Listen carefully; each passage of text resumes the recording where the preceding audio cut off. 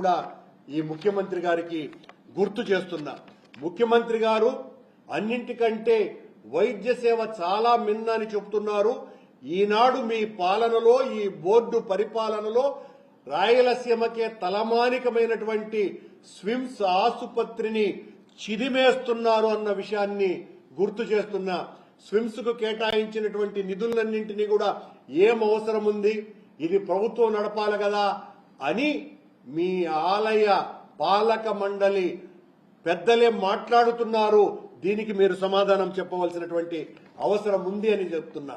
అలాగే హిందువులు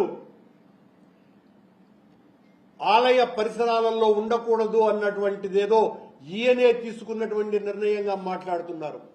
హిందువులను తప్ప వేరొకరిని వెంకటేశ్వర స్వామి ఆలయంలోనే కాదు టీటీడీలోనే ఇక మీదట ఉద్యోగాలకు వాళ్లకు అనుమతి లేదు అని నిర్ణయం తీసుకున్నది రాజశేఖర రెడ్డి గారి హయాంలోనే అన్న విషయాన్ని ఈ స్పష్టంగా గుర్తు చేస్తున్న చంద్రబాబు నాయుడు గారికి, తెలుగుదేశం వాళ్ళకి ఈ నిర్ణయం తీసుకున్నది మేము, ప్రచారం దండుకుంటున్నది మీరు.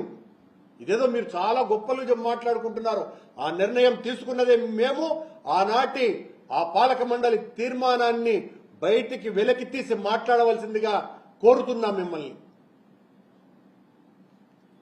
అలాగే జేఈఓ గారు, కొండ మీద ఉన్నటువంటి అడిషనల్ ఈఓ గారు తిరుమలలో ఉన్నటువంటి నిర్వాసితులందరినీ కూడా బెదిరిస్తున్నారు.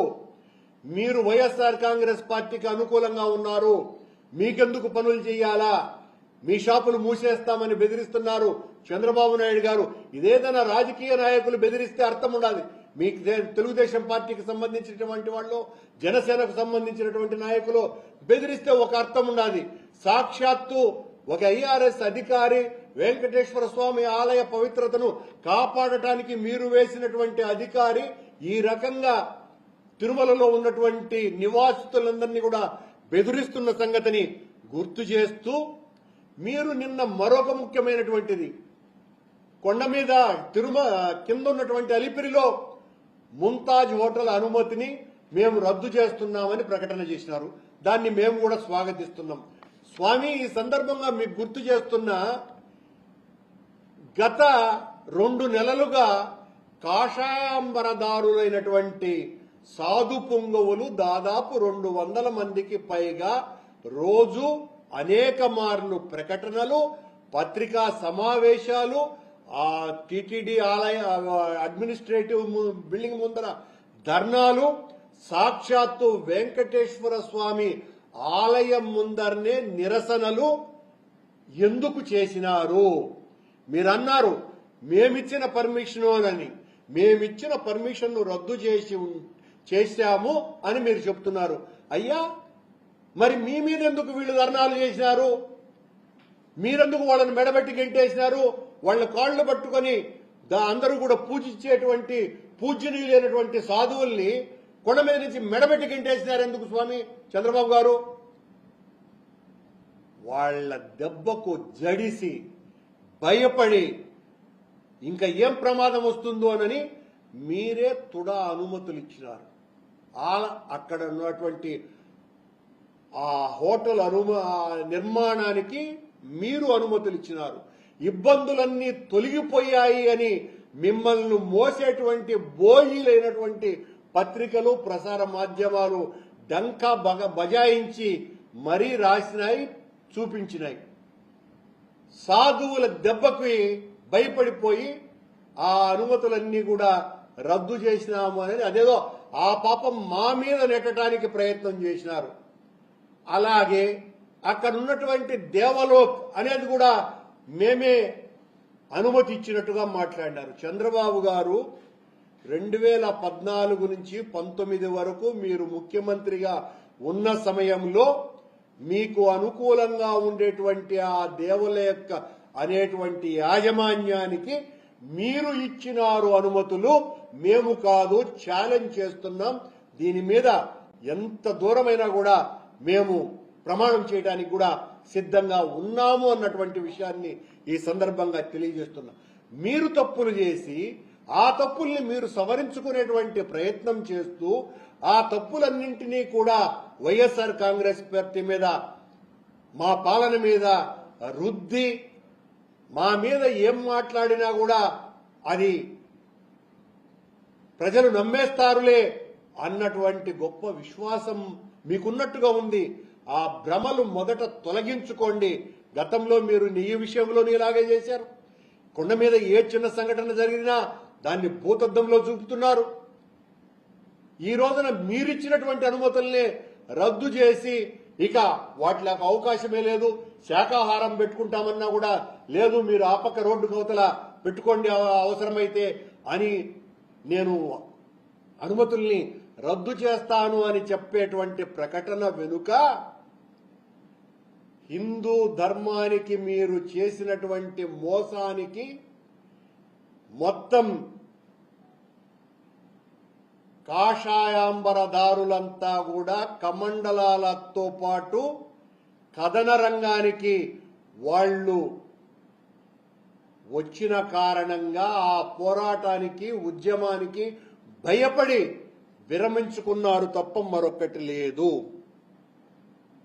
అలాగే నిన్న మీరు ఇంకొక మాట అన్నారు, ఆలయాలన్నింటినీ కూడా అభివృద్ధి చేసి టూరిస్టులకు అనుకూలంగా మారుస్తాము అని.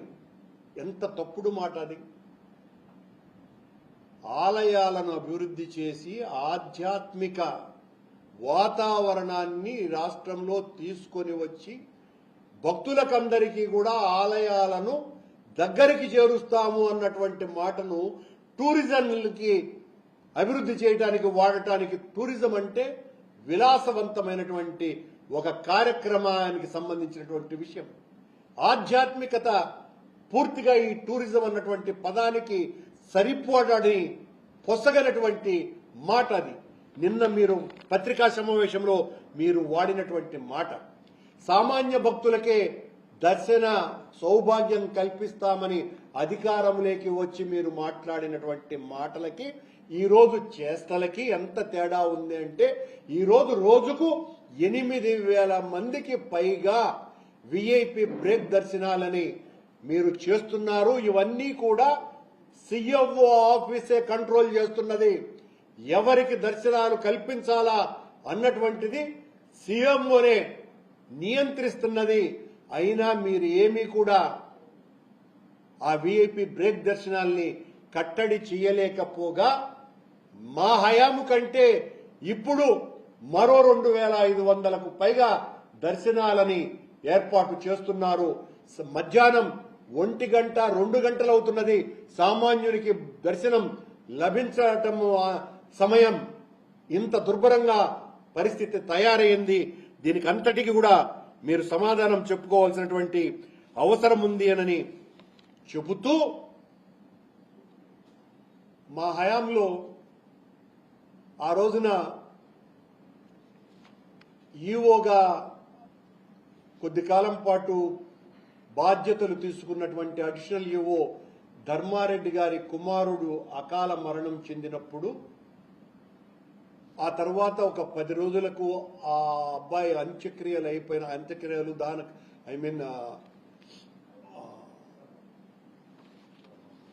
దినాలు అయిపోయిన తర్వాత ఆయన గుడికి వెళితే చంద్రబాబు గారు చేసిన రాద్ధాంతం అంతా ఇంత కాదు. సంవత్సరం పాటు గుడికి రాకూడదు, అలాంటిది లోపలికి వచ్చినారు, ఈ గుడిని ప్రక్షాళన చేయాలా, ప్రోక్షణ చేయాలా, ఇలాంటి మాటలన్నీ కూడా పవన్ కళ్యాణ్ గారు, చంద్రబాబు నాయుడు గారు పదే మాట్లాడారు. మీ తమ్ముడు నారా రామ్మూర్తి నాయుడు గారు చనిపోయి 2 నెలలు కూడా పూర్తి కాల. మన చిత్తూరు సాంప్రదాయం ప్రకారం మీరు పాటించినారా? మీ సాంప్రదాయం ఇది అని ఆ రోజు ధర్మారెడ్డి మీద మాట్లాడడం జరిగింది కదా, అది మీకు వర్తిస్తుంది కదా. మీరెలా నిన్న దర్శనానికి పోయినారు అంటే శుద్ధులు ఇతరులకు మాత్రం చెప్పడానికేనా? మీకు అవి అన్వయించవా? ఎంత దారుణంగా మాట్లాడుతున్నారో ఇవన్నీ కూడా ప్రజలు అర్థం చేసుకోవాల్సిందిగా నేను ప్రార్థిస్తున్నా. చంద్రబాబు గారి మాటలకి చేతలకి హస్తిమ శకాంతపు తేడా ఉంటుంది.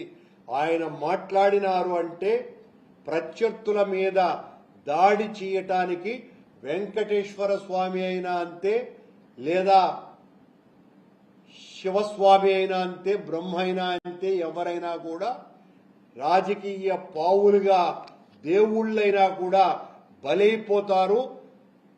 ప్రత్యర్థులను తుదముట్టించడానికి వాళ్లను పావులుగా వాడుకుంటారు అని చెప్పటానికి ఇవన్నీ ఒక ఉదాహరణలుగా మిగిలిపోతాయని తెలియజేస్తున్నాం.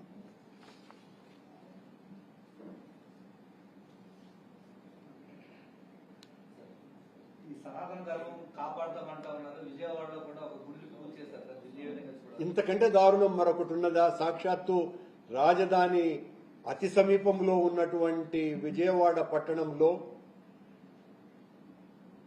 వినాయక స్వామి ఆలయాన్ని కూలగొట్టితే చోద్యం చూస్తున్నది ఈ ప్రభుత్వం.